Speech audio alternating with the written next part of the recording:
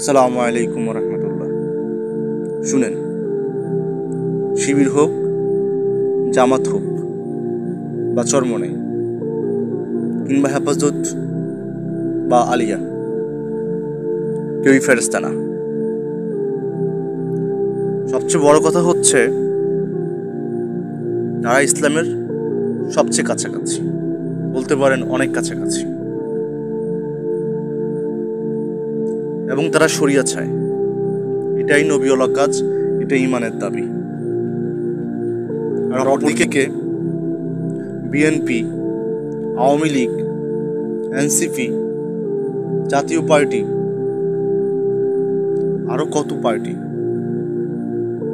তারা জেনে শুনে শরিয়া চায় না এবং তাগুতের অনুসরণ করছে, যা কিনা কুফুর সমতুল্য। আর যে শরিয়াকে অস্বীকার করবে সে কাফির। অপরাধ যে কেউই করতে পারে, হোক দাড়িওয়ালা কিংবা দাড়ি ছাড়া, তবে পরিসংখ্যান দেখতে হবে কাদের দ্বারা অপরাধটা বেশি হয়।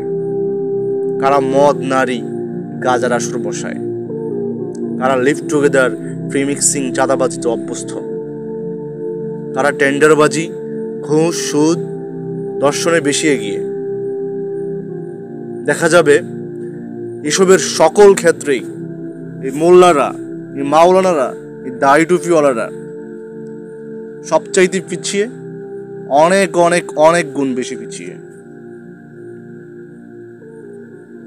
এখন যারা কথায় কথায় বলেন মোল্লারা হ্যান করছে, ত্যান করছে, ইসলামের ক্ষতি করছে, আরে ভাই, তুমি কি করছো ইসলামের জন্য?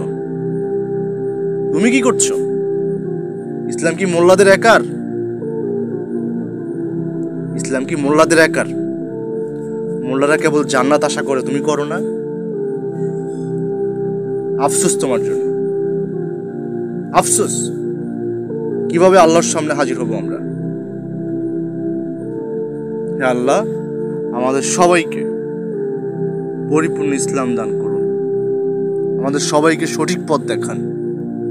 আমিন।